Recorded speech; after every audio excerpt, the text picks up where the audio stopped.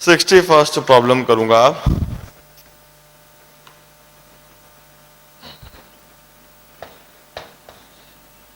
Zero point one gram sample of chromite was fused with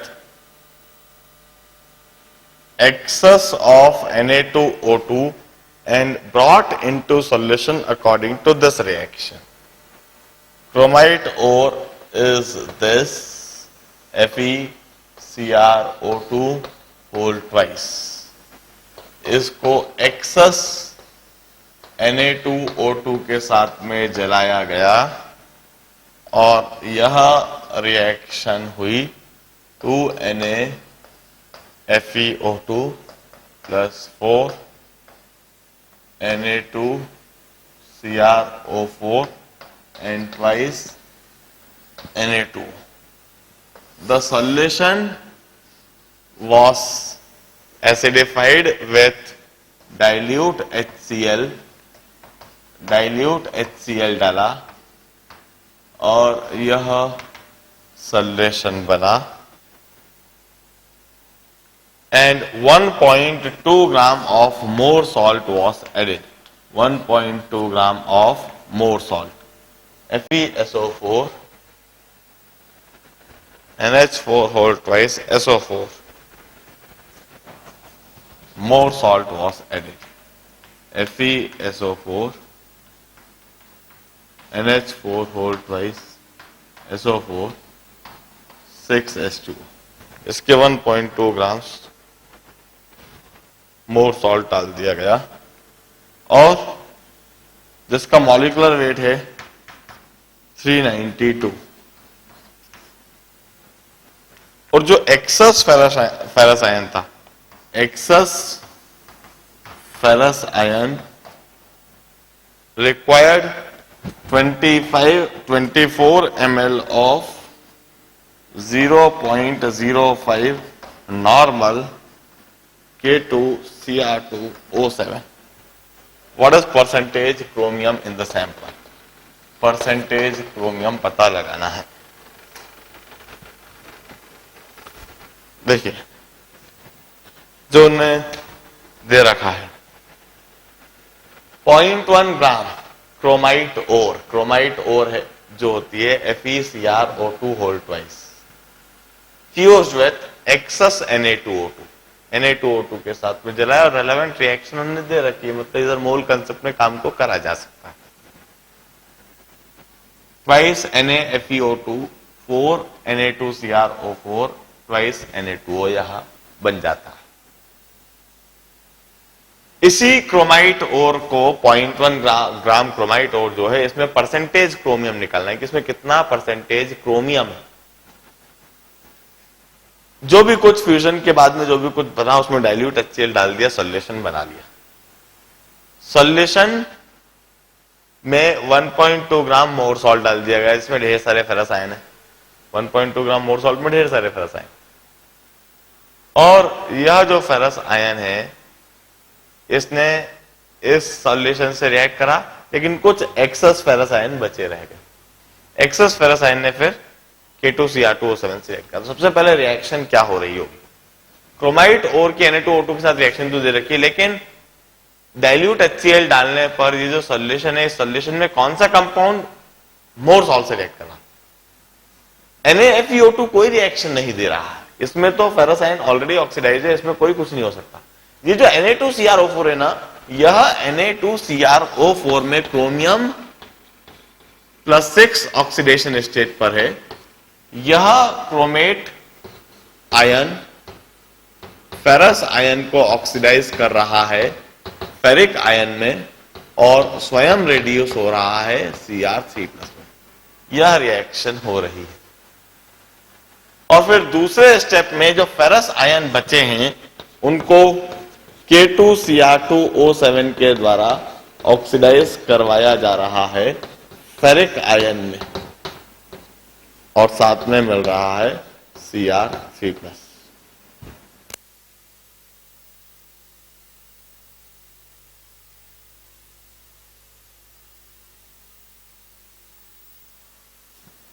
this are the relevant reaction, यह relevant reaction है।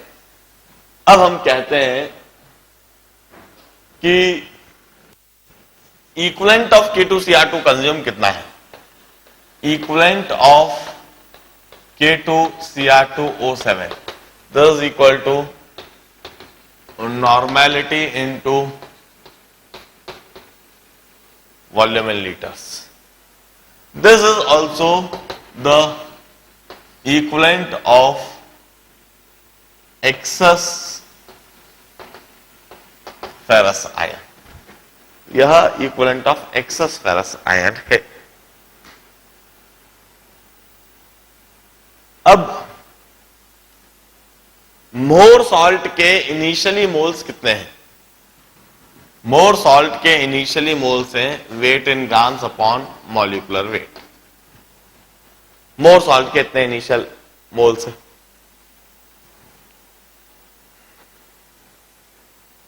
जितने moles initially मोर salt के हैं उतने ही moles initially ferrous ion के हैं। इतने मोल्स इनिशियली फेरस आयन के हैं into 1। This is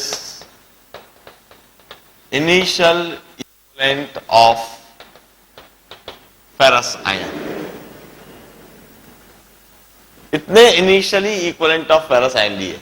more salt के इतने मोल्स हैं वेट अपॉन मॉलिक्यूलर वेट, इतने ही फेरस आयन के मोल्स हुए। Ferrous ion transfer 1 electron, hence इतने ही इक्विवेलेंट फेरस आयन के हुए। इतने इनिशियल इक्विवेलेंट फेरस आयन, इतने इक्विवेलेंट फेरस आयन के बचे रहे। Equivalent of ferrous ion that reacted with this solution, इस सॉल्यूशन में सिर्फ Na2Cr O4 से रिएक्शन हो रही है। Equivalent of ferrous ion that reacted is equivalent of ferrous ion reacted with Na2Cr O4 is initial equivalent minus the unreacted equivalent. This is equivalent of ferrous ion reacted with Na2Cr4. Hence, this is equivalent of Na2Cr4. Equivalent of Na2Cr4. From here, we can calculate moles of Na2Cr4. Moles of Na2Cr4 would be, जगह कम पड़ रही है,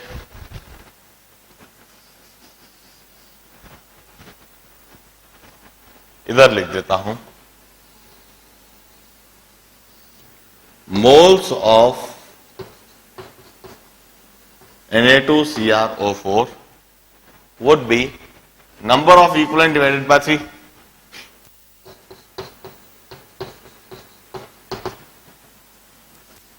Number of equivalent divided by 3. 1.2 by 392 minus 24 into 0.05 upon. There is the moles of Na2Cr4. और जितने moles Na2Cr4 के the same is the moles of chromium. इतने ही moles chromium के, यह इतने ही मोल्स क्रोमियम के, मतलब इतने ही मोल्स क्रोमियम के क्रोमाइट ओर में, क्योंकि सारे क्रोमाइट ओर के क्रोमियम Na2Cr4 में तो जा रहे हैं। तो जितने मोल्स Na2Cr4 के हैं उतने ही मोल्स क्रोमियम के। वेट ऑफ क्रोमियम निकाल लीजिए, moles of chromium into its atomic weight. Chromium का एटॉमिक वेट कितना है? क्रोमियम का atomic weight it's I think 52। This is the weight of chromium. Percentage chromium निकाल लीजिए, weight of chromium upon 0.1, weight of chromium upon 0.1 into 100. This percentage chromium.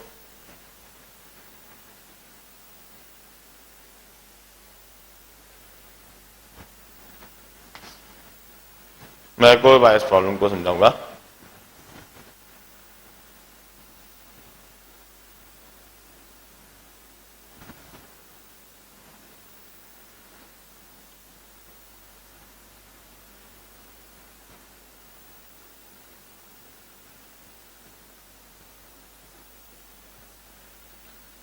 देखिए problem में दिया क्या था, 0.1 ग्राम क्रोमाइट और एक्सेस Na2O2 के साथ में फ्यूज करा गया और एक रिएक्शन दे दी गई. That reaction mixture, it was added with dilute HCl and the solution was added with 1.2 grams of more salt whose molecular weight is given to you, and excess ferrous ion then required 24 ml of 0.05 normal K2CrO4. ये सारा data दे रखा था. Relevant reaction हमने सबसे पहले identify करी. This are the relevant reaction. Fusion के बाद ये सोडियम क्रोमेट जो है यह सॉल्यूशन में आएगा और यह फेरस आयन से रिएक्ट करेगा फेरिक आयन में और CR3 प्लस देगा. और फिर कुछ फेरस आयन जो बचा रह गया वह K2Cr2O7 से रिएक्ट करेगा, फेरिक आयन देगा और इक्विवेलेंट ऑफ K2Cr2O7 निकाल लिया. जितने इक्विवेलेंट K2Cr2O7 के नॉमिनेट इनटू वॉल्यूम लीटर्स उतने इक्विवेलेंट एक्सेस फेरस आयन के हैं. Initial equivalent of ferrous ion निकाल लिया. मोर सॉल्ट के जो वेट है upon molecular wait that is moles of more salt. Moles of more salt जितना होगा उतने मोल्स फेरस आयन के होंगे और जितने मोल्स फेरस आयन के into 1 that is equivalent of ferrous ion. Equivalent of initial equivalent of ferrous ion minus the excess equivalent of ferrous ion, that is the equivalent of ferrous ion that reacted with sodium chromate, that is the equivalent of sodium chromate. Equivalent of sodium chromate जितना है उससे moles of sodium chromate आ जाएगा. moles of sodium chromate equivalent of sodium chromate upon 2 और जितने moles of sodium chromate है उतने moles of chromium है. moles of chromium से weight of chromium आ गया, weight of chromium से percentage chromium आ गया. 61st प्रॉब्लम के बाद 64th प्रॉब्लम करूंगा.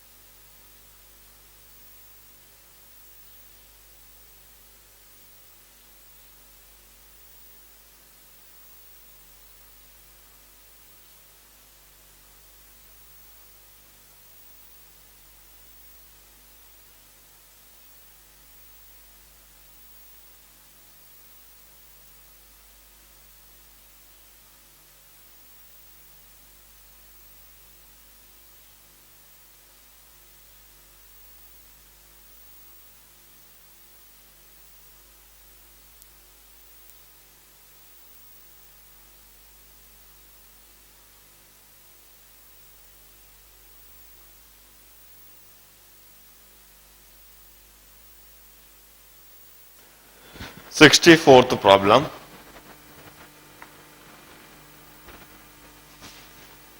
What mass of हाँ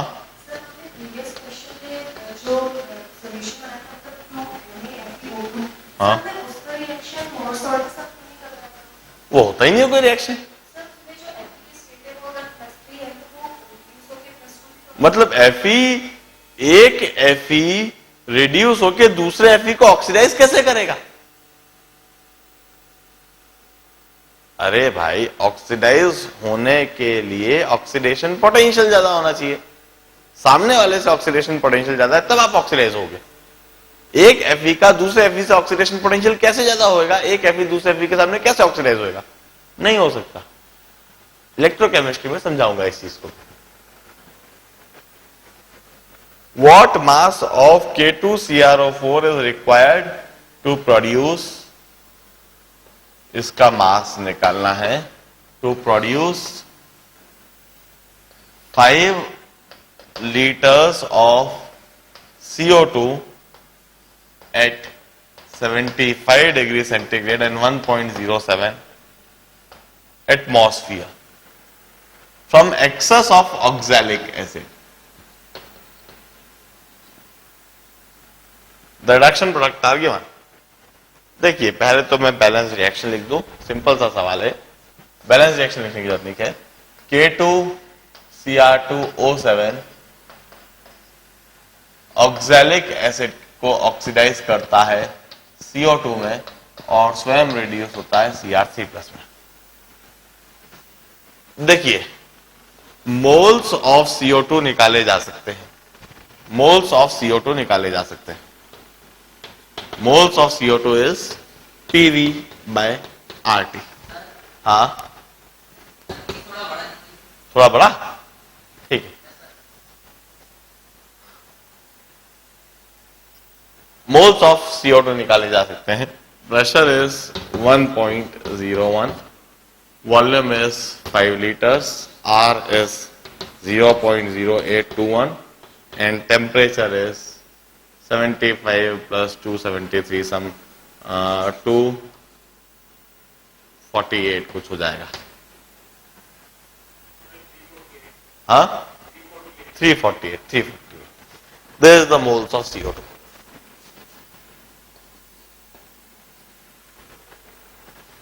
इतने CO2 के मोल्स। अब जरा देखिए CO2 कितने इलेक्ट्रॉन ट्रांसफर करता है, यहां देख सकते हैं। ऑक्सैलिक एसिड 2 CO2 साथ में 2 H पॉजिटिव साथ में 2 इलेक्ट्रॉन। एक CO2 का जो मोल है 2 CO2 के मोल 2 इलेक्ट्रॉन ट्रांसफर करते हैं, एक CO2 का मोल 1 इलेक्ट्रॉन ट्रांसफर करेगा। Hence equivalent of CO2 is moles of CO2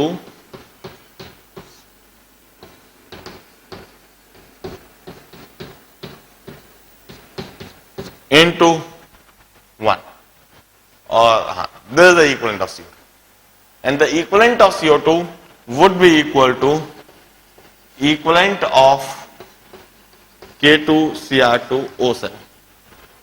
equivalent concept, जितने equivalent CO2 के उतने ही equivalent K2Cr2O7, इतने इक्विवेलेंट K2Cr2O7 के हैं, तब हम कहते हैं moles of K2Cr2O7।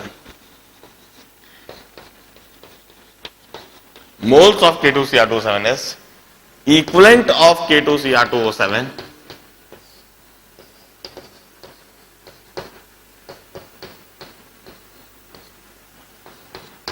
upon its ABCNV factor, that is 6. This is the moles of K2Cr2O7. Hence weight of K2Cr2O7 is weight of K2Cr2O7 is number of moles into its molecular weight.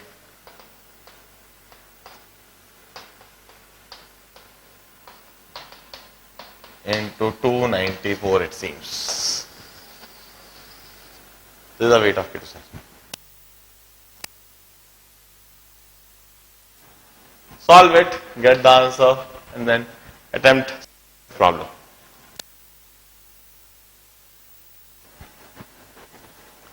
Sixty-fifth problem करता हूं। The reduction of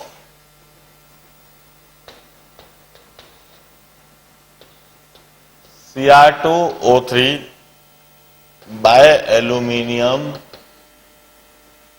proceed quantitatively on ignition for suitable fuse. The reaction is this.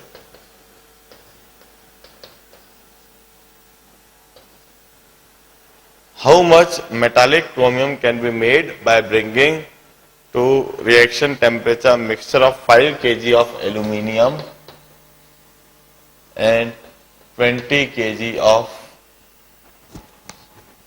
Cr2O3? Which reactant at the completion is left and how much of it is left? देखिए simple सा सवाल है, तो basic मोल concept का problem है। In fact ऐसे ही सोच लीजिए, एल्यूमिनियम के 27 एटॉमिक वेट है, मतलब 54 ग्राम्स। Cr2O3 का एटॉमिक मॉलिक्यूलर वेट कितना आ जाएगा?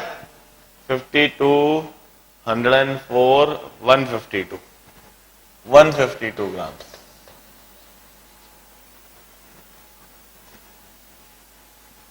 अब जरा सोचिए, 54 grams of aluminium react with 152 grams of Cr2O3. 54 kg or 5 kg should react with 15 kg. 54 gram react with 154 ग्राम, तो मैं कह सकता हूं 5.4 kg should react with 15.2 kg. इसके 5 kg हैं तो कुछ 15.2 kg के साथ रिएक्शन होनी चाहिए. Means aluminium is a limiting reagent. Aluminium is limiting. Aluminium कम है वहां पर, तो Cr2O3 ज्यादा है. और सिंपल सी बात है, इसके 54 kg इसके 152 kg के साथ में रिएक्ट करेंगे. इसका 1 kg इसके 152 बाय 54 kg के साथ में रिएक्ट करेंगे और इसके 5 kg 152 बाय 54 इंटू 5 kg के साथ रिएक्ट करेंगे. Cr2O3 left would be 20 minus 152 by 54 into 5 kg. Basic mole concept and basic unitary method. बिल्कुल सिंपल सा सवाल बीच में आ गया. जिसमें सिर्फ लिमिटिंग रिएजेंट समझने का तरीका है, वही सोचना है कि इसके 54 ग्राम 152 ग्राम के साथ रिएक्ट करेंगे, 54 kg 152 kg के साथ रिएक्ट करेंगे, 1 kg 152 बाय 54 kg के साथ रिएक्ट करेंगे. मैं थोड़ा उल्टा लिख दिया हूं, इधर मुझको लिखना चाहिए 20 kg अवेलेबल है और इसका 5 kg अवेलेबल है. अवेलेबल ऊपर लिख देता हूं और रिएक्शन का रेशो इधर लिख देता हूं.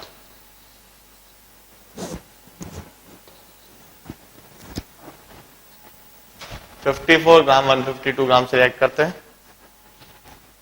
54 kg 152 kg से रिएक्ट करेंगे, 1 kg 152 बाय 54 kg से रिएक्ट करेंगे, 5 kg इतने kg से रिएक्ट करेंगे. जबकि इनिशियल इतना kg अवेलेबल है, तो बचेगा इतना 20 माइनस जो रिएक्ट करा. 66 प्रॉब्लम ट्राई करें.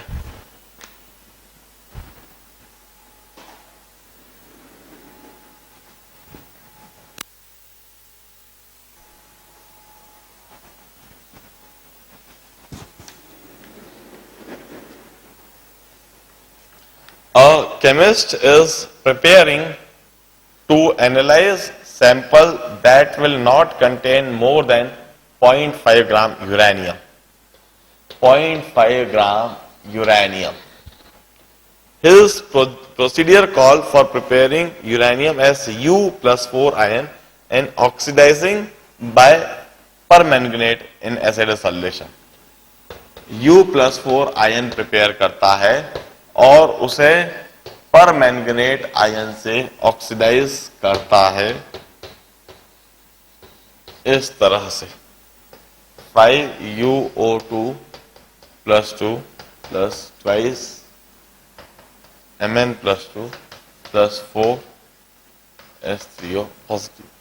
If he want to react total uranium plus 4 sample with a mixture of 50 ml of KMnO4, 50 ml KMnO4, what concentration should he choose? देखिए, बैलेंस रिएक्शन दे रखी है, मोल कंसेप्ट में जाना चाहिए. मोल्स ऑफ यूरेनियम कितने हैं? Moles of uranium कितने हैं? It's 0.5 upon 235. This is the moles of uranium. यदि इतने मोल्स ऑफ यूरेनियम है तो जरा सोचिए, how many moles of permanganate would be required? Moles of permanganate required कितना है? MnO4 negative. 5 mole consume 2 mole, 1 mole consume 2 by 5 mole, and this much mole would consume this much moles of permanganate. हाँ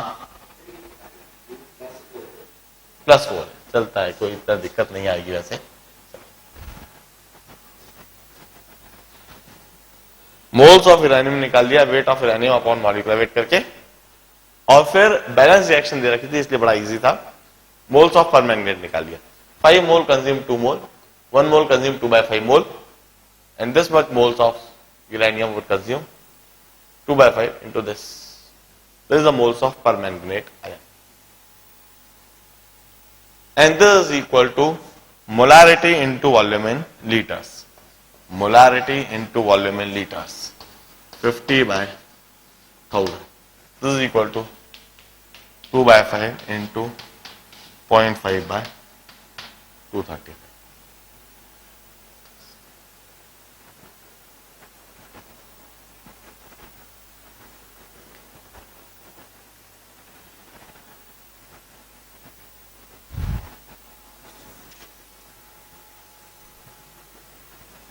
sixty seventh कितनों का हो गया है? जरा हाथ उठाएंगे जितनों का 67th हो गया है. 67th कितनों का हुआ है? जिनका हो गया है वो हाथ उठाओ.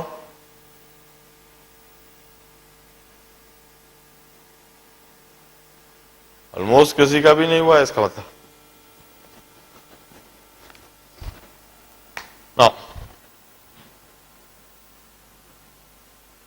1 liter of oxygen at STP.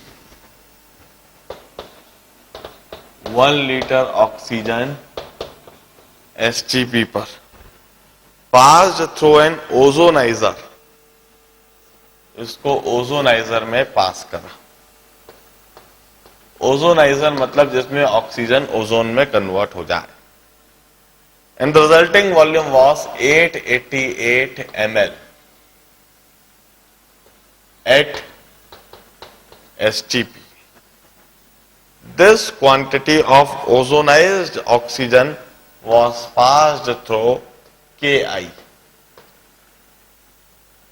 Calculate the weight of iodine liberated. And the reaction is given to you. Ozone react with 2Ki and water to give you twice KOH and oxygen. The reaction is supplied to us. जो ozone है वह KI से react करती है water के presence में और twice KOH और आयोडीन और ऑक्सीजन मिलता है. This reaction supply to us. देखिए पहले स्टेप में क्या रिएक्शन हो रही होगी, पहले हम उसको सोचते हैं. ऑक्सीजन जब ओजोन देता है, ऑक्सीजन ओजोन देगा, O2 give you O3, balance करना चाहिए 2, इधर 3 आना चाहिए और इधर 2 आना चाहिए. अब देखिए 1 लीटर ऑक्सीजन मतलब 1000 ml ऑफ ऑक्सीजन और ओजोन के 0 ml. अब दोनों गैस है, इसके x ml रिएक्ट कर लिए, x ml ऑक्सीजन के रिएक्ट कर लिए. जरा सोचिए ओजोन के कितने ml बनेंगे. 3 ml give you 2 ml. 1 ml should give us 2 by 3 ml. x ml react करे तो बनेंगे कितने?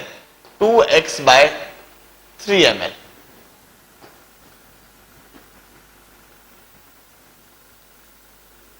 जरा सोचिए 1 लीटर ऑक्सीजन, 1 लीटर ऑक्सीजन मतलब 1000 ml ऑक्सीजन STP पर, और ओजोन के 0 ml है. ओजोनाइजर से पास करा. ओजोनाइजर से यदि पास करा तो सारा ऑक्सीजन ओजोन में तो कन्वर्ट होता नहीं, कुछ ऑक्सीजन ओजोन में कन्वर्ट हुआ. मान लीजिए x ml ऑक्सीजन ओजोन में कन्वर्ट हो गया. तो ऑक्सीजन के कितने एमएल बचे? 1000 माइनस एक्स। अब जरा सोचिए ओजोन के कितने एमएल बन जाएंगे? 3 ml of oxygen give you 2 ml of ozone. 1 ml of oxygen should give you 2 by 3 ml of ozone, and x ml of oxygen should give us 2 by 3 into x ml of ozone. Total volume कितना हो जाना चाहिए? 1000 minus x plus 2x by 3, 888 ml है final ml. तीनों को add कर दीजिए. मतलब x के लिए जैसे सॉल्व कर लीजिए, this is 112 equal to x upon 3, x is equal to 336 ml. Hence volume of ozone, volume of ozone कितना हो जाएगा? x की वैल्यू निकाल ली, volume of ozone which is 2x by 3, it's 224 ml. So moles of ozone कितने हो गए?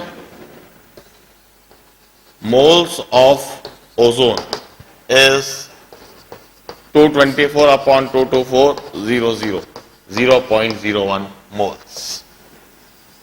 इतने मोल्स ओजोन के बने, इसका मतलब इतने मोल्स यदि ओजोन के, तो अब देखिए 1 मोल ओजोन 1 मोल आयोडीन देता है. Hence this is also the moles of iodine. Hence weight of iodine is 0.01 into 254 or 2.54 grams of iodine.